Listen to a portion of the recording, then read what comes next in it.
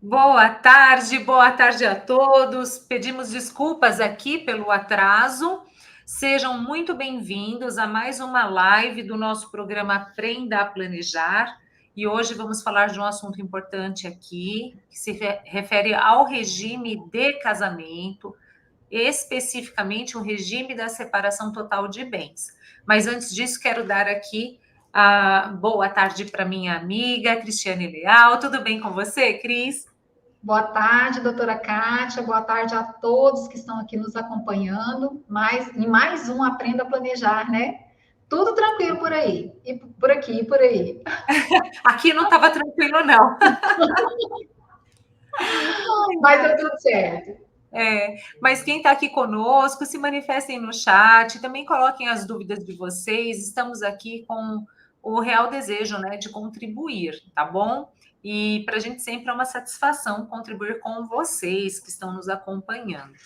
Então, olha só, né? Vamos falar do regime da separação de bens e os reflexos do regime que você pode ter adotado para o seu casamento lá no momento da sua sucessão ou agora, né? O nosso assunto aqui é planejamento, né? O nome do nosso programa é Aprenda a Planejar. Então, vamos entender se você em vida quiser fazer um planejamento acerca da distribuição dos seus bens, qual é o reflexo que vai ter o regime de casamento que você adotou por ocasião do seu casamento, tá bom? E eu vou passar a palavra aqui à doutora Cristiane Leal, que vai contextualizar aí este assunto deste regime de casamento, tá bom? Esteja com a palavra, Cris. Então tá bom. Então, olha só, gente. Os regimes de casamento, eles normalmente geram alguma confusão para as pessoas, né, que não são da área, e às vezes até para quem é da área, tá? Sim. Porque a gente precisa entender bem qual é o momento em que nós estamos nos referindo a esse regime. Então, o regime de casamento, ele vai ter um reflexo, por exemplo, num divórcio, e vai ter um reflexo numa sucessão, numa eventual sucessão, né? Então, entender estes momentos ajuda a gente a compreender a importância do regime de casamento em cada uma dessas situações, né? Então, em relação ao regime de separação de bens, que é um dos vários regimes de casamento que a gente tem no ordenamento jurídico, né? Ele é considerado um gênero. Por que ele é considerado um gênero? Porque ele vai comportar ali duas espécies. A gente tem o regime de separação convencional e a gente tem o regime de separação obrigatória. Qual que é a diferença entre os dois, né? O regime de separação convencional é uma escolha do casal, tá? Uma decisão que o casal tem de separar o patrimônio de cada um, tornando esses bens aí particulares, certo? Então, se eu, Cris, caso com um regime de separação de bens, o que eu adquiri ao longo do meu casamento vai ser meu. Da mesma forma, isso vai se aplicar ao meu marido, ao meu companheiro. E agora sim, isso não significa, tá, gente, que num eventual divórcio não haja ali bens a serem partilhados, né? Por quê? Porque o casal ele pode adquirir bens em comuns na constância do casamento, né? Nada impede, apesar de eu ter escolhido o regime de separação de bens, de falar assim para o meu marido: não, vamos comprar esse apartamento juntos? 50% é meu, 50% é seu, ou 30% é meu, 40% é seu, e a gente vai fazendo essa divisão, tá? Então, essa possibilidade, ela existe, é um negócio jurídico, tá? E aí, basta estabelecer no contrato de compra e venda, na matrícula do imóvel, o percentual de cada um. Agora, esse é o regime que a gente chama de convencional, né? Porque é uma escolha do casal utilizá-lo, elegê-lo ou não. Agora, existe também um regime de separação obrigatória de bens. Nesse caso, gente, não é uma opção, mas uma imposição da lei. E aí, se a gente olhar lá no artigo 1641 do Código Civil, a gente vai ver que ele traz as situações em que essas pessoas obrigatoriamente vão ter que adotar o regime de separação de bens, tá? A situação mais conhecida é das pessoas maiores de 70 anos. Então, aquela pessoa que tem mais de 70 anos, ela vai se casar, a regra é que o regime seja de separação obrigatória de bens. Mas, ó, gente, atenção, tá? Porque agora em fevereiro, o STF entendeu que essa previsão legal do Código Civil, ela desrespeita o direito de autodeterminação das pessoas idosas. E aí o STF estabeleceu a possibilidade do casal afastar essa obrigatoriedade por meio de uma escritura pública que é firmada em cartório. Então, é como se o STF esvaziasse um pouco esse regime de separação obrigatória de bens, tá? E aqui tem uma polêmica muito grande, a gente não vai entrar nesse assunto aqui. Tem gente que concorda, tem gente que discorda. O novo código que está sendo pensado aí, né? Ele está nessa parte de sucessões e de regime de casamento, está pensando em alterar algumas coisas também, então não sabemos, né? Mas hoje o STF traz essa possibilidade. O casal que quiser fazer esse movimento, né, de firmar ali por meio de uma escritura pública a sua vontade, né, de afastar o regime obrigatório de bens, ele poderá fazer. A segunda situação que está descrita lá no Código Civil é das pessoas que se casam sem ter feito a partilha dos bens do casamento anterior. Isso acontece, assim, até com mais frequência do que a gente imagina. Uma pessoa casou, muitas vezes ela formaliza isso no Poder Judiciário, a separação, né? Mas ela não separa os bens, ela deixa para fazer essa partilha dos bens posteriormente. Nesse caso, para não haver ali uma confusão patrimonial entre o que foi adquirido no casamento anterior e o que vai ser adquirido lá na nova união, a pessoa tem que se casar com regime de separação obrigatória de bens, tá? E isso também vai acontecer em casos de morte. Então, se, por exemplo, a Maria, que é casada com o João, ela morre e o João não faz o inventário, se ele quiser se casar novamente, ele vai ter que ser no regime de separação de bens. Então, a ideia do legislador é evitar essa confusão patrimonial nessas situações, né? Porque se eu estava num casamento anterior, foi construído um patrimônio ali, e depois eu me caso novamente, para você não ter ali uma mistura desse patrimônio, exige-se a adoção desse regime de separação de bens. E olha, é importante também a gente entender que tem diferentes reflexos, tá? Desse regime no divórcio e na sucessão, como eu falei inicialmente. Então, isso a gente não pode perder de vista. Porque no divórcio, esses bens não se comunicam. Cada um vai ter ali os seus bens, vai pôr embaixo do braço e vai seguir sua vida. Mas e na sucessão? Aí eu queria que a Kátia explicasse para o pessoal, né? O cônjuge herda ou não herda? Tá. Uma regrinha, né, que facinho, assim, para nós gravarmos isso e entender quando que o cônjuge será herdeiro ou não. Então, tentem memorizar isso. Quem é meiro não será herdeiro. Como é que a gente vai entender isso? Então, lá no regime da comunhão parcial de bens, que é o regime padrão, é o regime que a maioria das pessoas adotaram, né, para o seu casamento, ainda que não tenha feito nenhuma escolha, acabou se casando ali no regime padrão, que é o da comunhão parcial de bens. Que significa que todos os bens adquiridos durante a constância do casamento será dos dois. Não importa se foi comprado com o fruto do trabalho apenas de um. Entende-se que ambos contribuíram ali para a aquisição daquele patrimônio. Então, se aqueles bens é dos dois, eles são meiros. Significa que metade é de um, metade é de outro.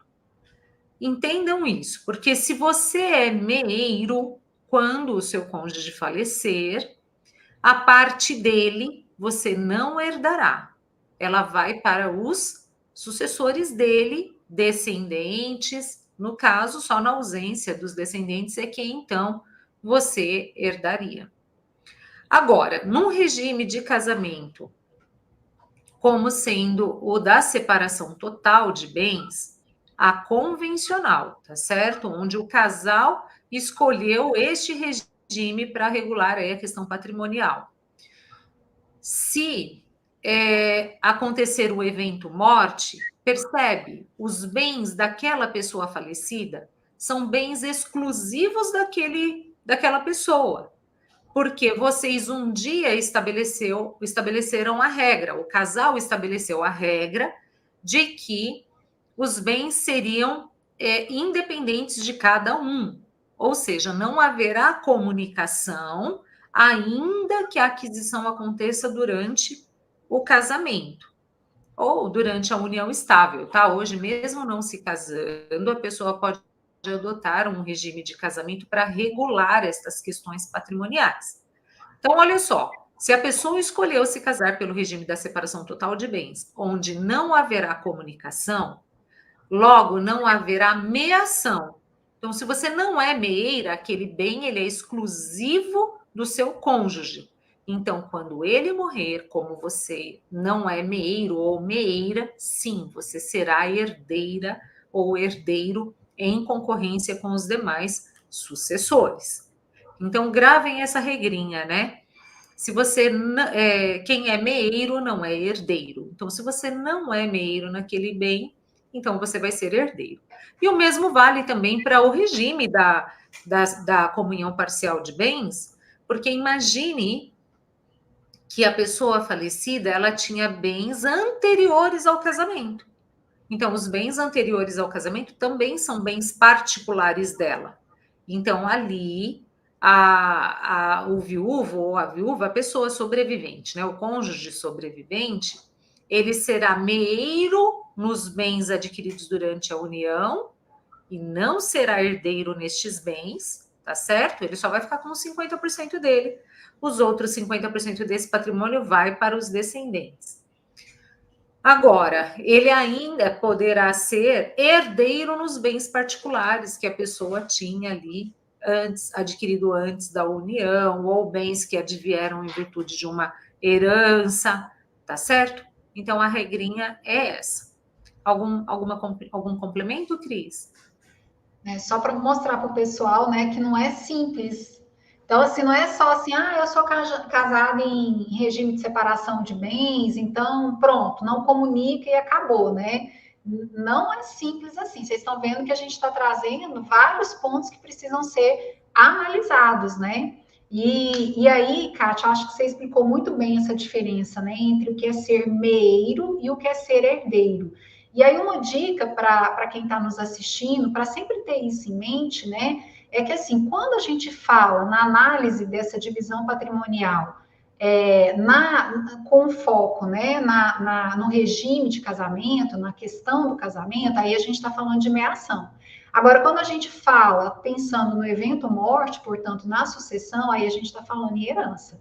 Então, lembre-se que para conversar sobre isso, você sempre vai ter que mudar o botãozinho, tá? Você vai ter que pensar assim, não, nesse momento eu estou pensando como um procedimento de divórcio, por exemplo, ou tem um reflexo ali no regime de casamento que eu constituí, né, na relação de casamento, melhor dizendo, que eu constituí, ou não, eu estou pensando aqui na condição de herdeiro mesmo, no evento morte, numa sucessão.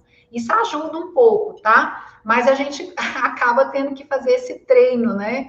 Na cabeça da gente. Cada vez que vem uma informação sobre isso, você tem que parar e falar, calma, deixa eu fazer a análise aqui para ver se eu não estou, né, deixando passar nada, nenhuma observação, nenhuma questão que seja um pouco mais diferente ali, né? Nossa, foi legal você falar isso, sabe, Cris? Porque aí a gente pensa também o seguinte: sempre tem que fazer essa correlação. E aí, quando você pensa, se a separação se desse em virtude de um divórcio, eu sairia com alguma coisa dos bens do meu cônjuge? Se você sairia, significa que no inventário você não vai herdar.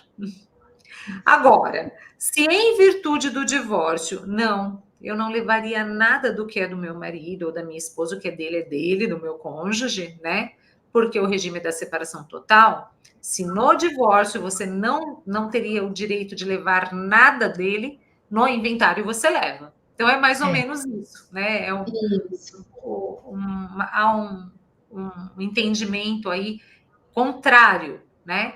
Então é aquilo, são bens exclusivos e particulares daquela pessoa, mas se ela faleceu ainda, unido a você, você terá direito ali enquanto herdeira ou herdeiro. E isso é no regime convencional, né? Regime de Da separação convencional. separação total de bens convencional, ou seja, escolhido pelo casal. Isso. E se for obrigatório, como é que fica essa questão, né? Aí a gente tem que recorrer ao 1841 41. do Código Civil. Porque aí tem uma diferença, né? Mas tem também um jeitinho fácil de vocês gravarem isso na cabeça. Desculpa, 1830. 1830? Somente é reconhecido o direito sucessório ao cônjuge sobrevivente se ao tempo da morte do outro não estavam separados judicialmente, nem separados de fato. Não, eu li errado, desculpa, Cris, eu estou vendo aqui. É o 1829? 29, né? Isso. Ele herda em concorrência Isso. com o cônjuge sobrevivente, exceto se ele for casado no regime da comunhão universal de bens ou da separação obrigatória. Aí, Kátia, você me permite compartilhar essa regrinha com o pessoal aqui, essa forma de memorizar como é que é feito isso? Que aí vocês vão gravar e vocês não vão esquecer nunca mais o 1829. Pensa assim, você está na situação que o seu casamento ele foi feito com regime de separação obrigatório, ou seja, você não teve escolha. A lei fala que você tem que casar com esse regime. Então, como que vai ficar a questão de o cônjuge sobrevivente herdar ou não herdar? Como é que a gente organiza isso? Se houver descendentes, o cônjuge sobrevivente não herda. É a única situação em que ele não vai herdar, no caso do regime de separação obrigatória de bens. Se houver ascendentes, ele concorre de maneira igual com os ascendentes, tá? Então, ele vai concorrer à herança com os ascendentes. Mas, se não houver descendentes, se não houver ascendentes, e o regime for de separação obrigatória de bens, ele é herdeiro de tudo. Ah, mas tem um irmão, tem um tio, tem um sobrinho. Ele é o herdeiro, tá? Às vezes a gente até recebe essas perguntas, né? A pessoa fala, ah, não, é mesmo casado com regime de separação obrigatória de bens e papapá, eu tenho direito porque eu sou irmão. Não, não é assim. A gente precisa ver o que a lei estabelece como regramento, né? E a regra do 1829 é essa. Uhum. E aí tem a questão da súmula também, né, Cris? Ah, a súmula era bom falar também, porque ela também tem a ver com essa diferença entre meação e herança, né? Que a gente estava falando. Você quer então, pode falar, Cris, porque está relacionado aos bens que forem mesmo nesse regime da separação obrigatória de bens. Aí o casal adquiriu bens durante o casamento, né? Então, tudo bem, não vai se misturar lá com os bens que já tinham. Mas e aí, vai comunicar ou não vai em virtude da morte? Então, vamos lá, né? A súmula 377 do STF, ela traz ali um ponto de atenção para a gente, né? Então, ela estabelece que no regime de separação obrigatória de bens, vão se comunicar os bens adquiridos na constância do casamento. Por quê? Porque ele entende, né? O STF entende que houve ali o esforço comum do casal para a aquisição desse patrimônio. Eu entendo, tá, na prática, que é esvaziar o regime de separação obrigatória de bens, né? Porque você acaba meio que transformando ele num regime de comunhão parcial de bens. Ah, é separação obrigatória de bens, mas se eu comprei um apartamento na constância dessa união, desse casamento, ele vai ser considerado como um bem comum ao casal, né? Então, assim, isso vai complicando um pouco a situação, né? É claro, gente, que você pode ir à justiça, em juízo, mostrar que não houve a prova ali, né? Trazer uma prova de que não houve esforço em comum, que aquilo ali foi adquirido exclusivamente pela pessoa. Mas você vê que complicou mais um pouquinho, né? Você vai ter que se movimentar para provar isso e realmente aquele bem não ser considerado como um bem comum, né? E aí entra nessa questão que a gente está falando, do que é meação e do que é herança, né? Então, se é um esforço, foi adquirido considerando-se um esforço comum do casal, é meia-ação. E aí, exato, aí exatamente, aí o cônjuge vai ter direito à metade daquele patrimônio. Ele não vai herdar, mas ele tem direito à metade, não é isso? Sim, o que é melhor, né? Porque herdar, se tiver dois descendentes lá e pronto, você já terá direito a um terço apenas, não é mesmo? Exatamente. É Então, bom para quem, né? Tem que saber o lado que a gente está olhando. é verdade. Bom para Estamos, quem? Aí a gente tem que ver. estamos considerando aqui que a nossa live é para os cônjuges sobreviventes, os que sobreviverão. É, Mas é verdade, desculpa, às vezes tem um filho aqui interessado neste assunto, né? Como é que vai ser? Né? O meu pai se casou novamente, já com mais de 70 anos, tem o regime da comunhão, da separação, desculpa, da separação obrigatória. E se acontecer alguma coisa, né? Como é que vai ficar o patrimônio dele? Então, tudo isso nos preocupa, né? É verdade. Mas o assunto ele não é simples, tá, gente? A gente até traz aqui regrinhas para facilitar a compreensão. E e aí, um o, outro ponto, né, é falar dos reflexos da separação aí de bens no planejamento patrimonial. Então, uma coisa é entender quando vamos falar, né, do planejamento patrimonial, sucessório, onde a pessoa vai, em vida, planejar a sucessão dos seus bens, via de regra, para beneficiar os filhos, na maioria das vezes, para livrá-los de um processo de inventário. Então, a pessoa tem que entender que ela não pode sair fazendo isso sem ter este olhar para quem são os herdeiros necessários dele. E, na maioria das vezes, a pessoa se preocupa com os filhos, com os descendentes, ou por vezes netos, e ele esquece de enxergar que o cônjuge também é um herdeiro necessário. E aí é aquelas regras de que você pode dispor do seu patrimônio, desde que respeitada a parte legítima ali que cabe aos seus herdeiros necessários, entre eles o seu cônjuge, quer a esposa ou o esposo. Então, vou poder doar todo o meu patrimônio para os meus filhos? A princípio, não, porque o seu cônjuge também é um herdeiro necessário. Aí, num modelo padrão, onde aqueles filhos são filhos comuns do casal, e esse é o desejo de ambos, tá tudo bem. Os dois poderão planejar ali a distribuição dos seus bens em vida para contemplar aqueles filhos comuns. Mas nem sempre é assim.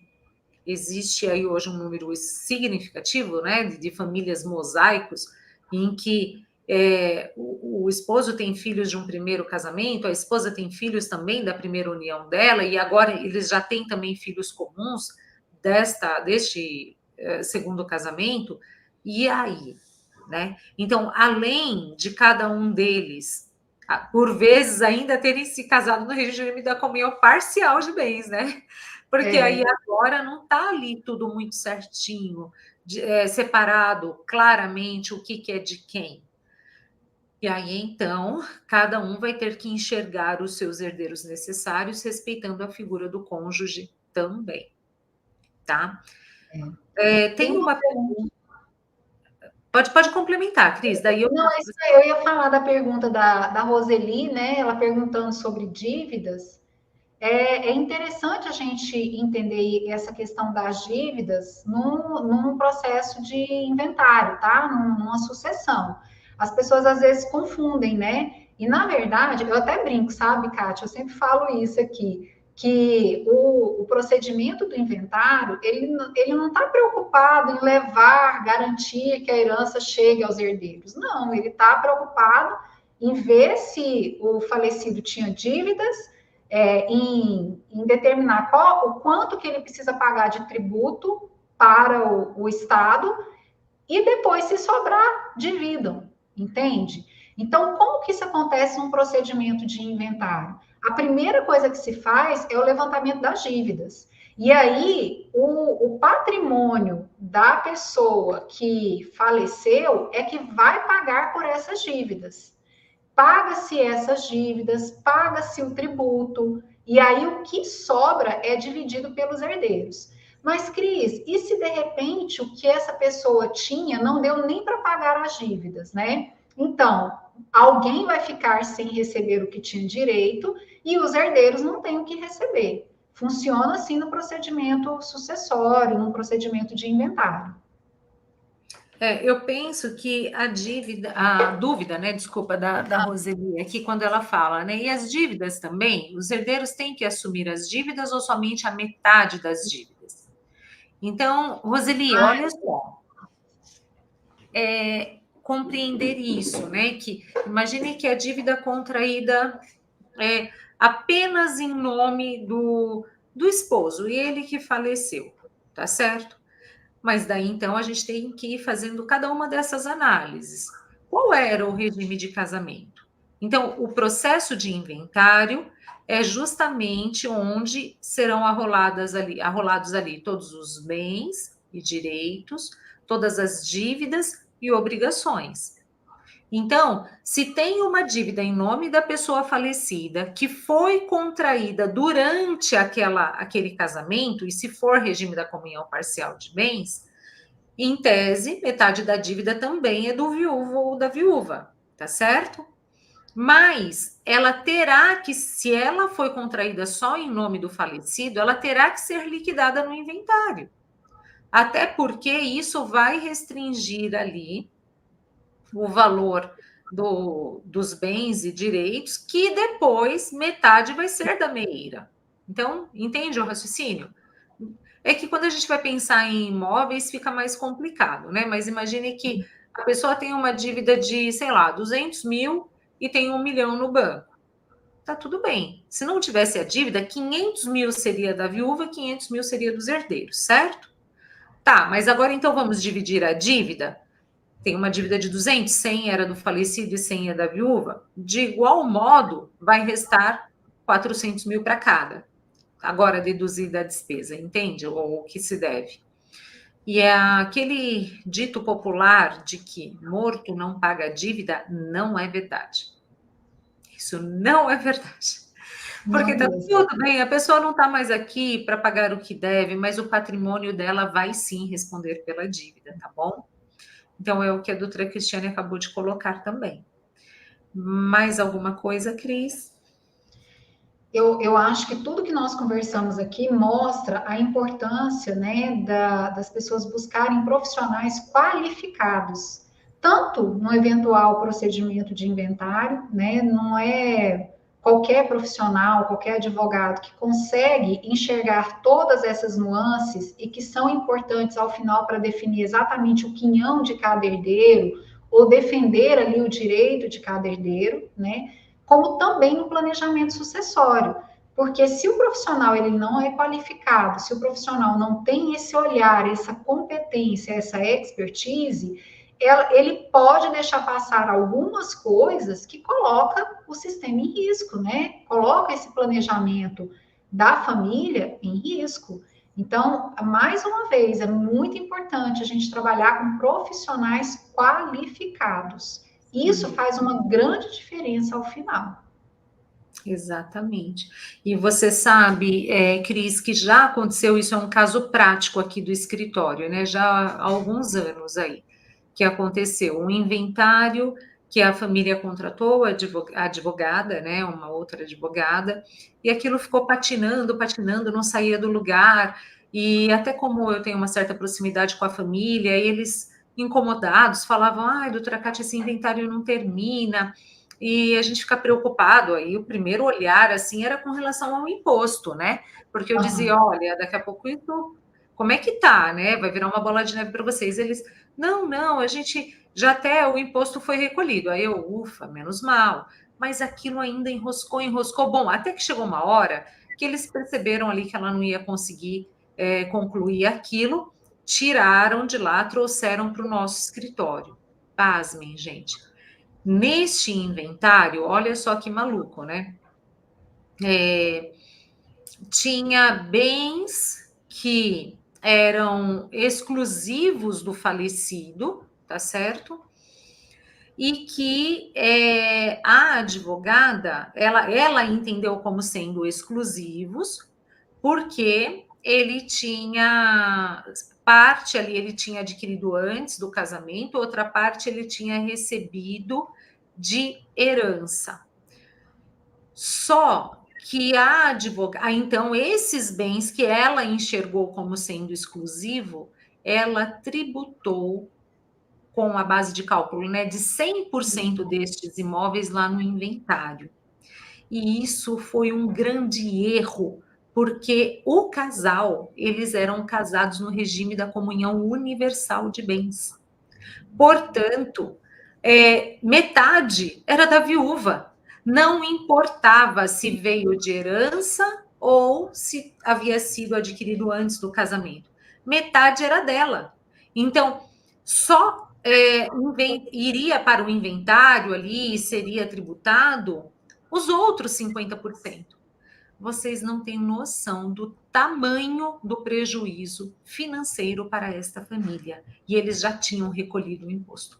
Então, lá atrás, quando eu me preocupei, né, eu falei assim, nossa, vocês têm que ter cautela aqui com relação ao imposto. Não, isso a gente pagou, e por sinal, ficou muito caro, guia muito alta, eram vários filhos, mas todos, né, suportaram ali o forte impacto daquele tributo. Mas pagaram o dobro, porque não era devido, não era sobre toda aquela base de cálculo, por causa do regime de casamento. Então, faz todo sentido, né? Se preocupem com isso, o profissional ele tem que entender do assunto para poder fazer. Não tragam um assunto para mim, eu acho que não pode levar para a doutora Cristiane Leal também um assunto, por exemplo, de direito do trabalho? Pode, Cris, para mim não adianta trazer, eu não domino essa área. E eu tenho a humildade de falar, não sou especialista. E realmente não sou. Eu sou genérica, né? Se chegar, eu vou falar, olha, que eu me lembro da faculdade. É mais ou menos isso.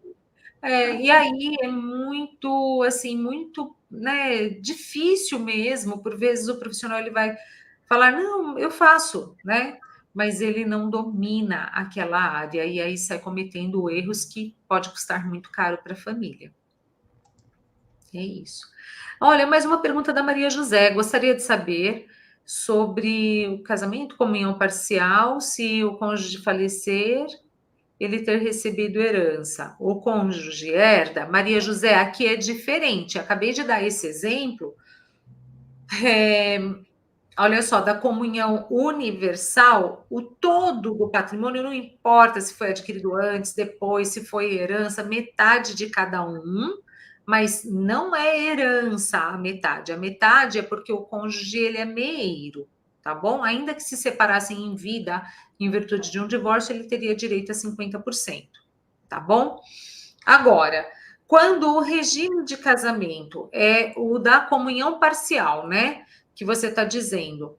Aí, o da comunhão parcial de bens, com relação aos bens adquiridos durante o casamento, o cônjuge vai ter direito aos 50% dele, ele é meeiro, e os outros 50% será dos outros sucessores. Se tiver filhos, serão dos filhos. Mas pode ser, Maria José, que essa pessoa falecida tenha bens adquiridos antes do casamento ou recebidos através de uma herança. Aí, nestes bens, o cônjuge não será meeiro, como na comunhão universal e aí sim ele será herdeiro junto com os filhos. Isso. Me diga se ficou claro para você, Maria José. E aí, um cuidado que tem que se ter é porque muitas vezes na constância de um casamento você vê essas coisas sendo misturadas, né? Então, por exemplo, essa herança ela foi adquirida e ela foi aplicada de que forma? Né? Ela era o que? Era dinheiro? Era um imóvel? Né? Tem como fazer a divisão do que foi, onde foi colocado esse valor, para você conseguir fazer a distinção do que é ameação e do que é herança, né? Sim. Cris, você quer responder a pergunta da Maria Inês Pimentel? Ela está falando assim: meu filho está devendo a pensão, só tem uma casa deve ser, e tem 2 filhos menores. O filho que ele está devendo tem 29 anos, a casa foi penhorada, isso é legal? Aí já é direito de família, né? Tá, mas a gente consegue responder, né? Ó, veja só, Maria Inês, é legal?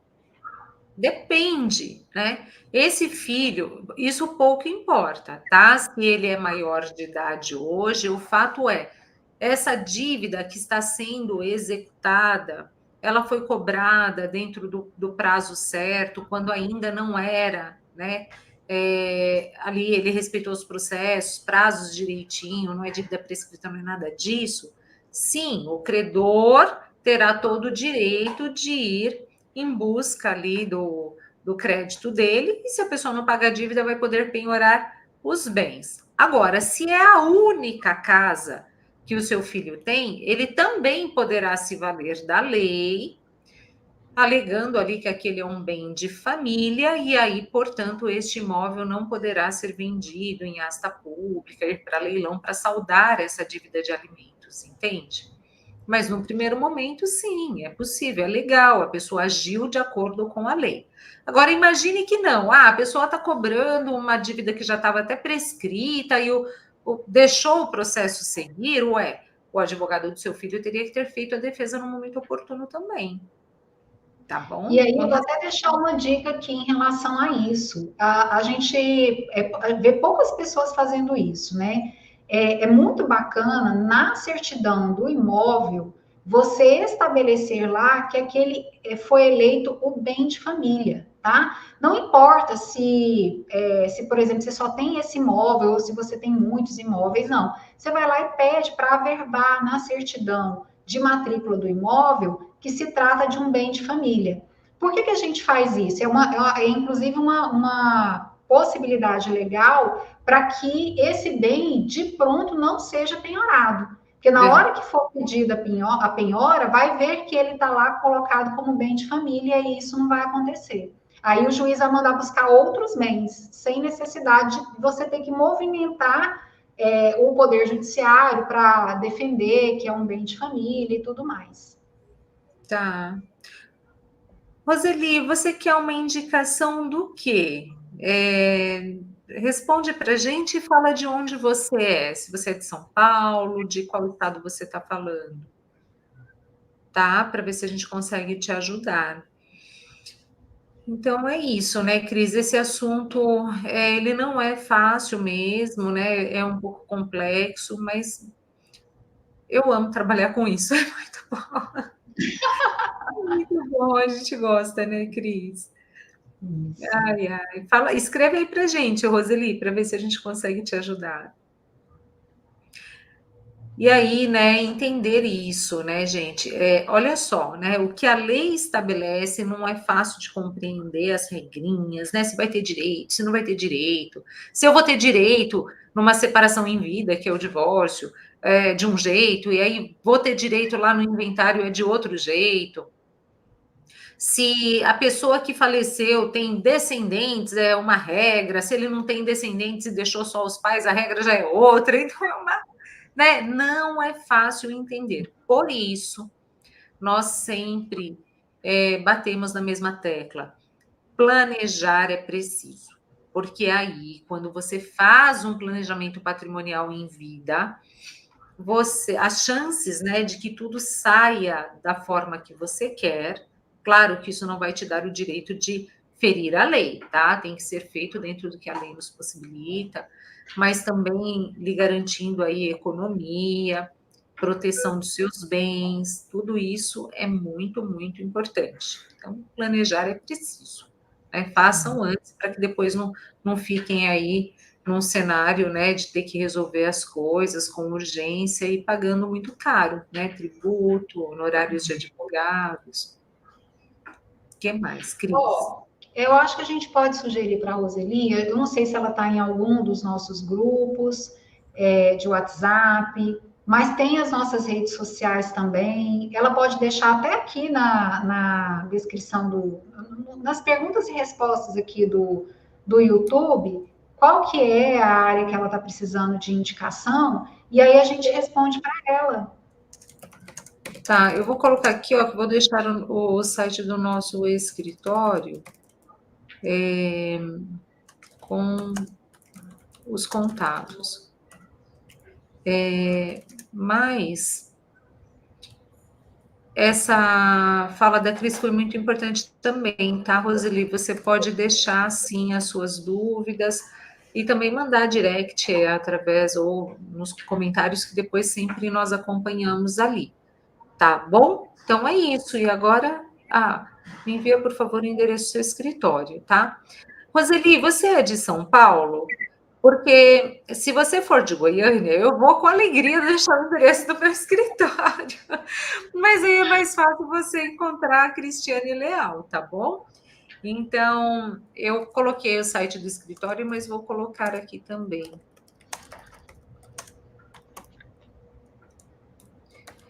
Cris, você está onde em Goiânia? Qual bairro? No setor marista. É próximo do centro? Não. Não, não é, né? Ó, eu deixei o endereço aí, tá, Roseli? E também telefone, né? Que talvez facilite. Eu estou partindo do pressuposto que você é de São Paulo. Tá? Tomara a gente consiga te ajudar. Então é isso. Mais alguma coisa, Cris? Acho que conseguimos abordar tudo, né? Que a gente precisava falar hoje. Então tá bom, gente, ó. Nós vamos nos despedir aqui de vocês, tá? Estamos com bastante trabalho, por isso não conseguimos, assim, manter o nosso ritmo de todas as quintas, mas eu, de verdade, eu quero retomar isso. Em São Paulo, eu coloquei aí Parque Suzano. Eu estou praticamente no centro, tá? Da cidade de Suzano. Grudado. Eu estou na rua do cartório de registro de imóveis, inclusive. Tá bom? Então é isso. Cris, olha, muito obrigada pela sua participação. O pessoal que esteve aqui conosco, a Roseli, a Maria Inês, a Maria José, a todos vocês, tá bom, gente? Muito obrigada pela participação. Apesar de encerrar aqui a transmissão, vocês podem deixar as dúvidas que depois a gente vê e responde, tá bom? Um forte abraço a todos, viu? Obrigada, Cris. Obrigada, um abraço para todo mundo, um bom restinho de semana e bom feriado, né? Amanhã é feriado. Amanhã é feriado onde? Ou é só aqui em Goiânia, dia 24? É só aqui. Que mordomia, Cris! Bom feriado para Goiânia.